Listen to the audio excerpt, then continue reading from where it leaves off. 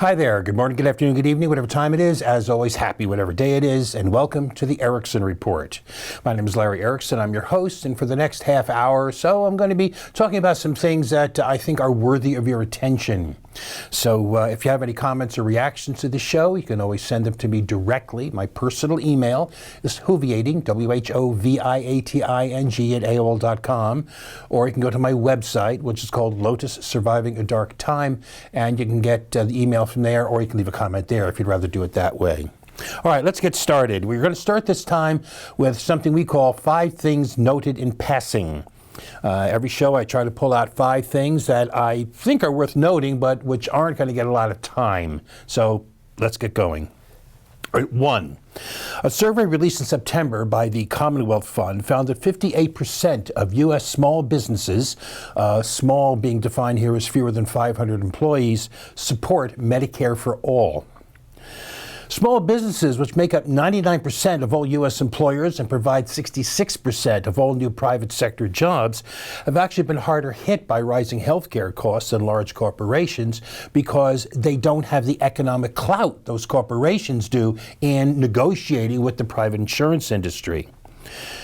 Which is likely why, when that survey asked small business owners which of these 8 issues is the biggest challenge to them facing their business, providing health care coverage to employees came out on top. So despite the claims of the nanny naysayers, small businesses have much to gain from a single payer plan, and a lot of those businesses know it. All right, next up, a fun fact from a calculation that someone did. If you came to America in 1619 and made $1 million a day, every day for the next 400 years, and put all that in a big chest in your backyard, today you would have a few $100 million less than Jeff Bezos. All right, 3, here's something to brighten your day. The UK's first Chick-fil-a is going to close just 6 months after it opened. The Oracle, a shopping center in Reading, England, decided not to extend Chick-fil-a's lease after an initial 6-month period. A spokesperson for the mall said management had decided it was the right thing to do after community backlash over the fast food chain's history of anti-LGBTQ bigotry. Chick-fil-A tried some CYA, insisting that the company never intended for the Reading location to be open for longer than a short time. The company claimed that having pop-up locations was part of its long-term strategy to increase its international presence, although they couldn't provide any plans for any future pop-up places in the future. All right, 4th here.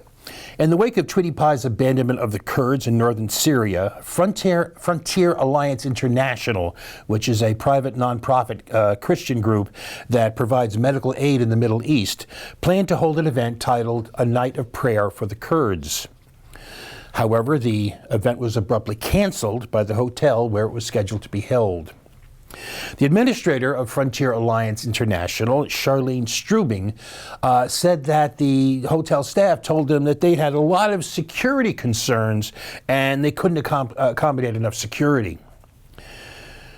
Considering that a spokeswoman for the Washington, D.C. police said it had not received any information regarding security threats or concerns with this event, I suspect there was another factor in play.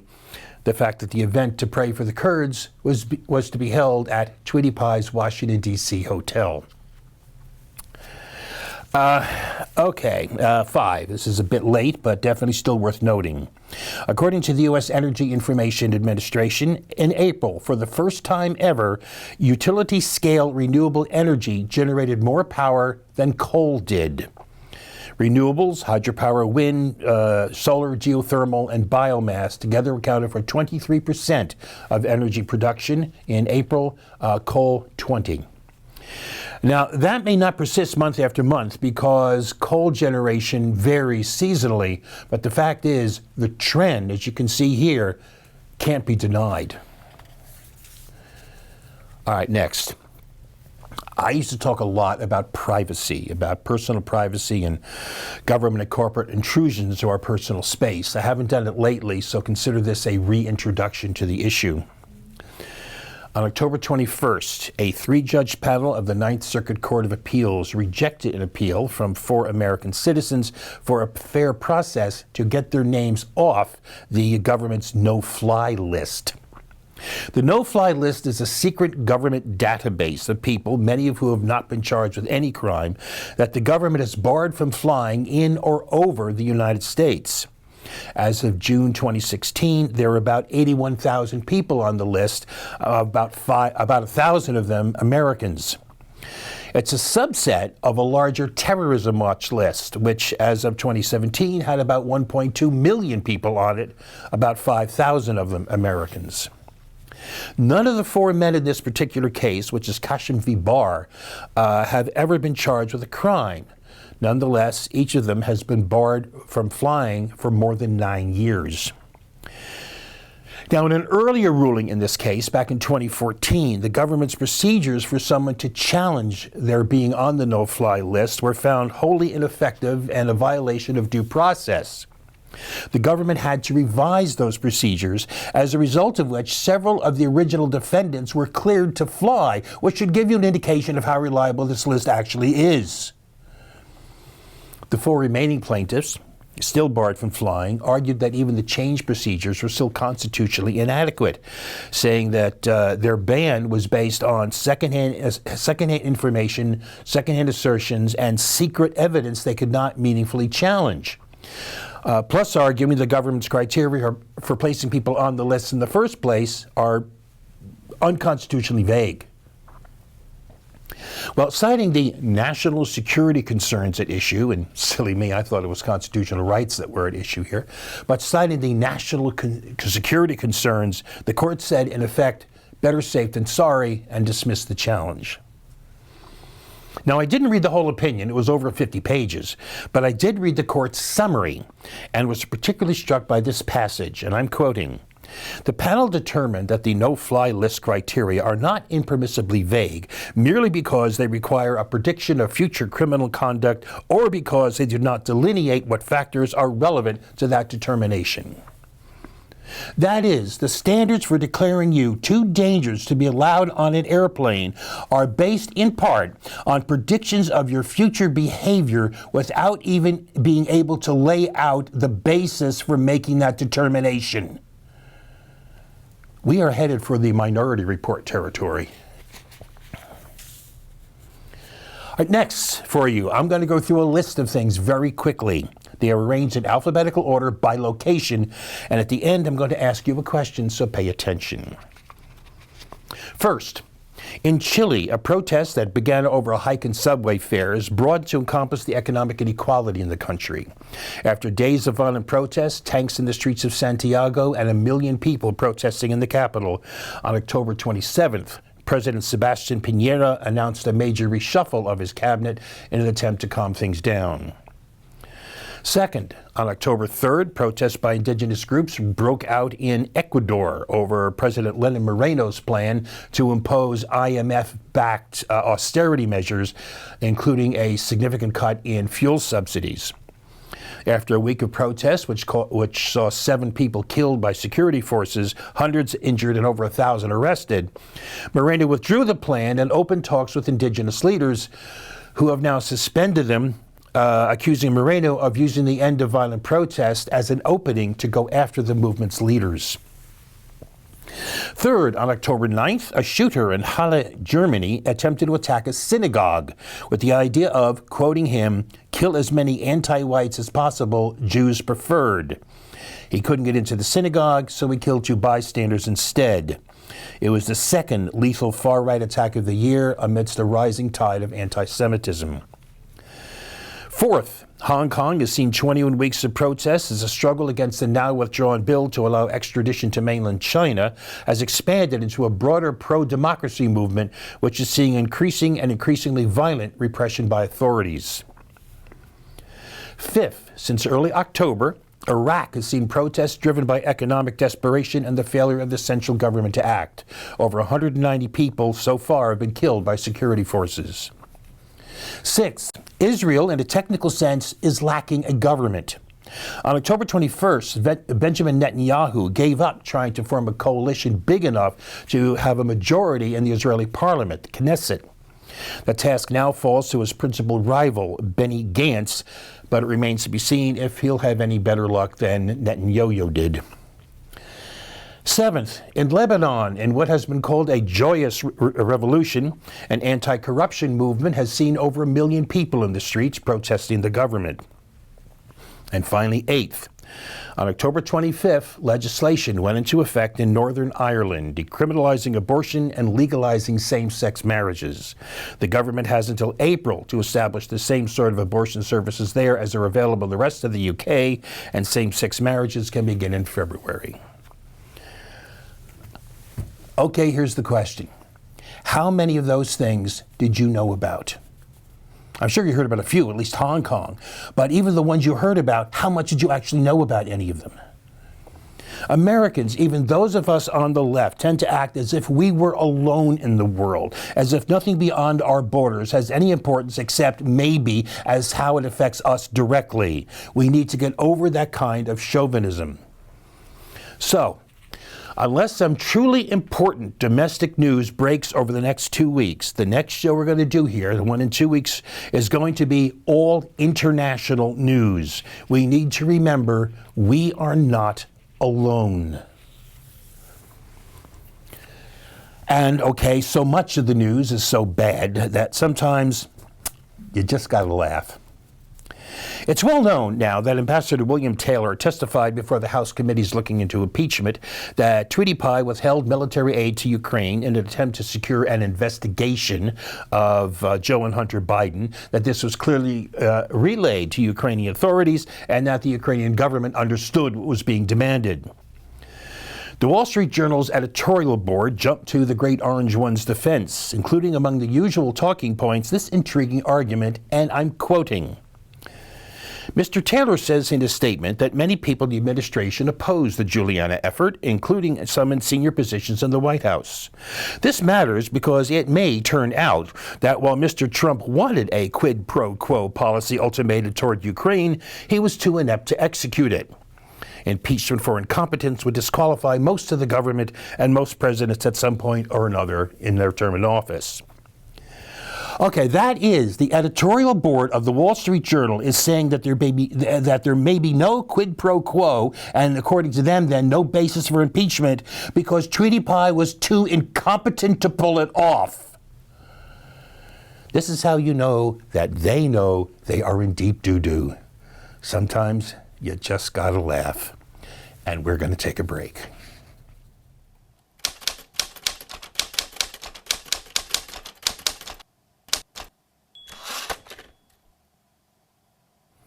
And here we are back with our regular feature, 2 weeks of stupid, clowns, and outrages. Turning first to the clowns, as we usually do, we have a repeat winner, Senator Lindsey Graham, who so scared himself by came perilously close to breaking with Tweety Pie over the latter's abandonment of the Kurds in Syria, so much so that within a couple of days he was goggle-eyed with awe about the Great Orange One's leadership and wisdom.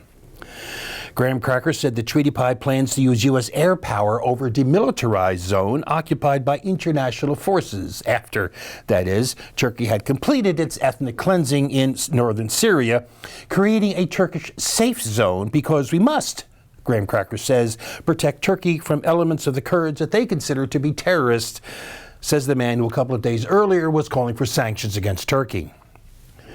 What's more, and oh yes, there is more, you heard how we are protecting the Syrian oil fields in eastern part of the country because, of course, we get to decide what happens with them. Graham says we are on the verge of a joint venture between us and the Syrian Democratic Forces, those being exactly the Kurds that we just portrayed. We're on the verge of a joint venture to modernize the oil fields and give the revenue to the Kurds. I'm increasingly optimistic, he said to laughter from the circus crowd. This can turn out very well. Meanwhile, journalist and author Chris Hedges notes that the withdrawal of Iraq from the northern Kurdish areas following the 1991 Gulf War created a de facto Kurdish state. But Turkey remains determined to destroy it, And if history is any guide, the autonomous Kurdish region in northern Iraq will be as short-lived as the other autonomous enclaves briefly carved out by the Kurds over the last century. That's quoting Hedges. Oh, and a footnote on this. The Pentagon is planning to send tanks and armored vehicles into eastern Syria as part of protecting the oil fields, which also require additional troops to operate and maintain the vehicles, as well as troops to protect the bases from which they operate. At least we have our priorities straight. All right, next up, and standing as a symbol of many others, we have James Bagnell of Edmonton, Alberta. A painted portrait of Swedish climate activist Greta Thunberg appeared on a section of a downtown free wall in the city, an area where people are invited to paint what they want, make comments, do whatever. Bagnell's comment was to deface the portrait by spray painting the message, "Stop the lies, this is oil country," over the teen's face. Asked why, he said, "We don't need foreigners coming in and telling us what to do." Showing that he's up to date with his right-wing memes, Bagnell said climate activists are intolerant because they are calling for change. And Thunberg is a child who's just doing what she's told and doesn't know any better, but who at the same time should go back to her country and try to make her country better, where apparently she is a fully mature, informed, and independent agent. Bagnell, who insisted he's concerned about the environment, and yes, I'm sure some of his best friends are environmentalists, he said Thunberg should just shut up until you have solutions. Of course, we do have solutions, primary among which is stop using fossil fuels. It's just that clowns like Bagnell don't want to hear about them. All right, and speaking of clowns, here's a collection of not just clowns, but evil clowns, the Christian right. Now, that's an oxymoron if there ever was one, and with the death of Elijah Cummings, some of them prove that the emphasis should indeed be on moron.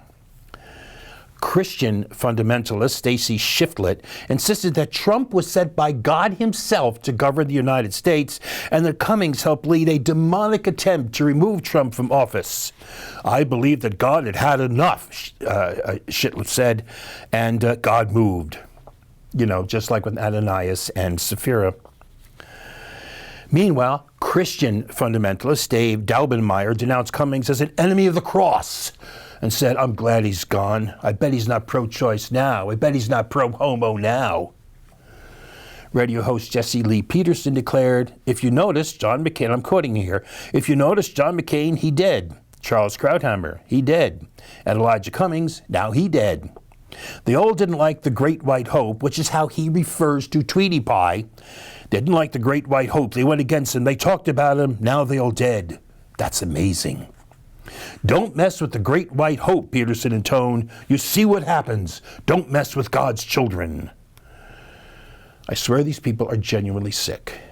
They are clowns, but they are sick.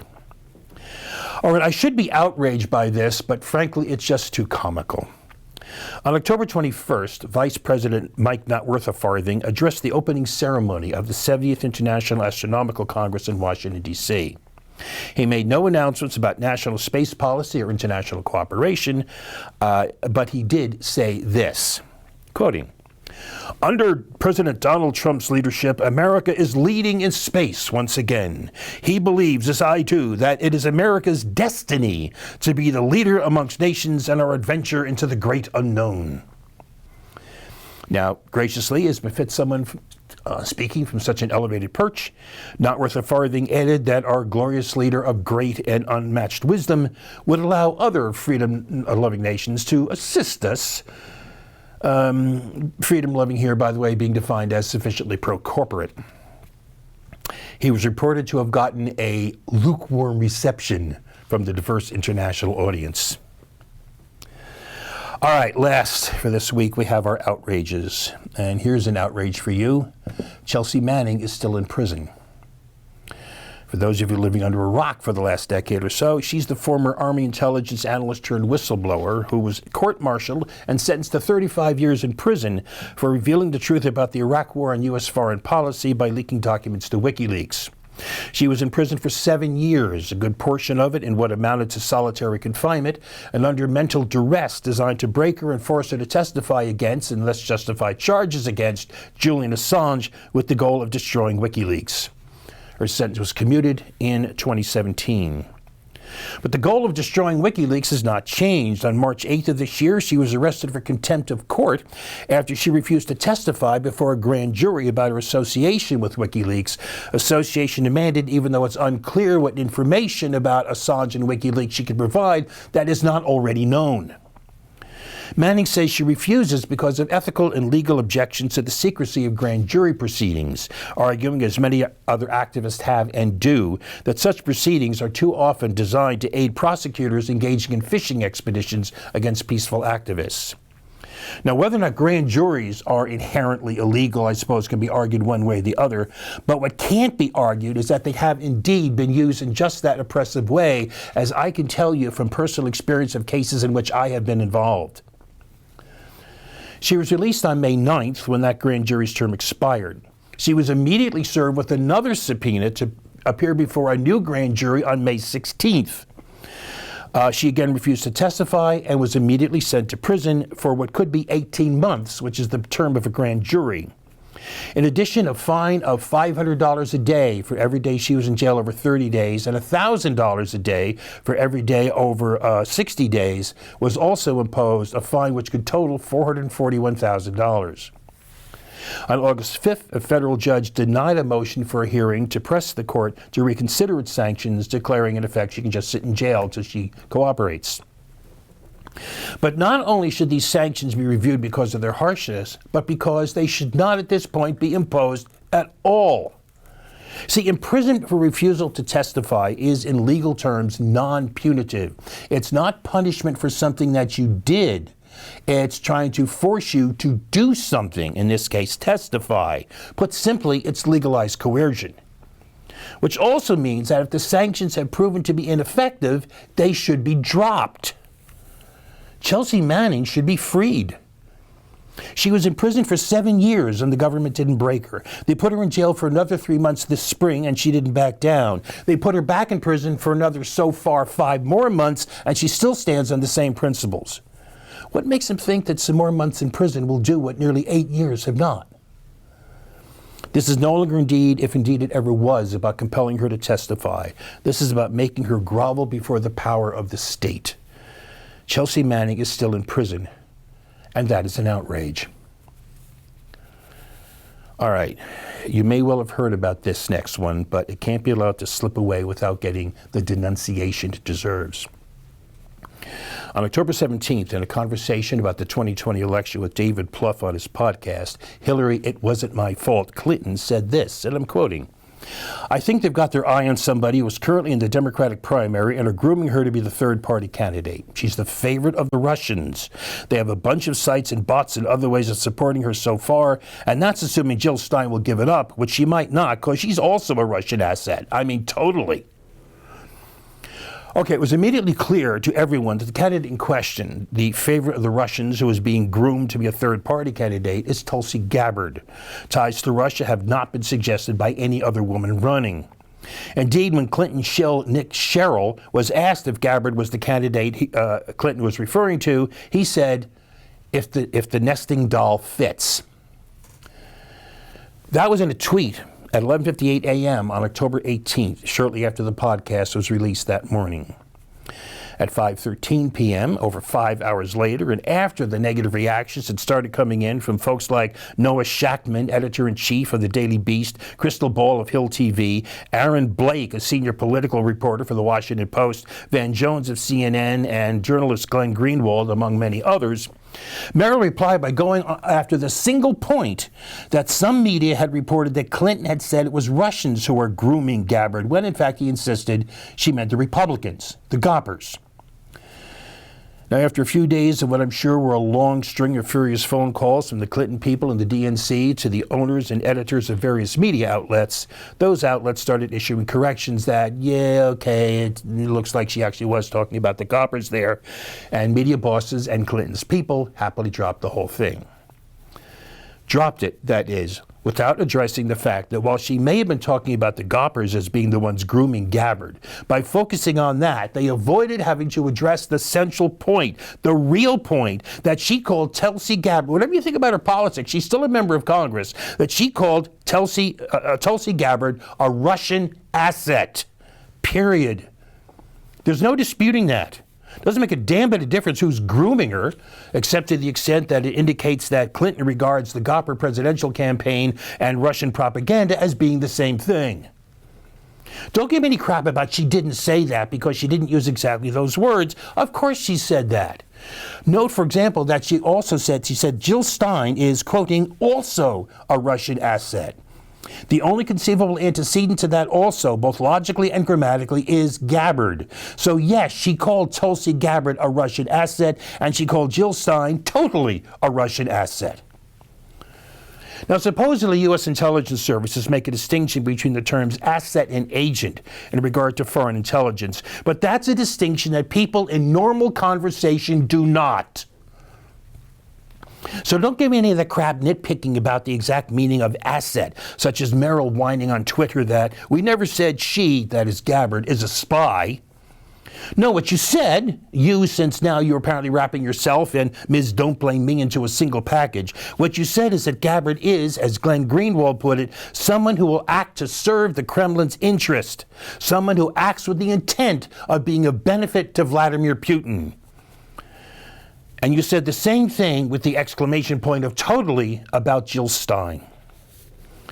This is at best sleazy, cowardly innuendo, and it's more accurately scummy, despicable, and McCarthyism in its purest form.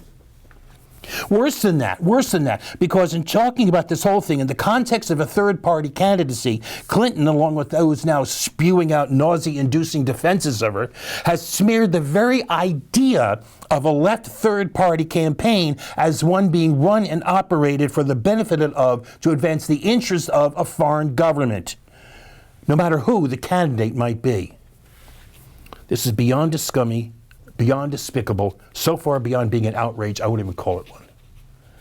Hillary Crap Clinton, still desperately trying to weasel her way out of her responsibility for incompetently losing an election to, as far as we know, the most unpopular presidential candidate in American history, and still trying to weasel her way back into the top ranks of the Democratic Party, should do two things, neither of which she will. One, apologize publicly and abjectly to Tulsi Gabbard and Jill Stein. And two, immediately after that, shut up and go away.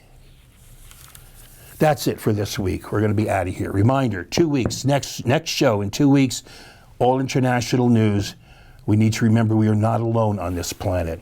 After that, there's other things that we need to talk about. Haven't talked about climate change in a while. Need to talk more about privacy. Lots of things that don't get sufficiently addressed. So, all right, that's it for me. We will see you again in 2 weeks. And until then, as always, peace.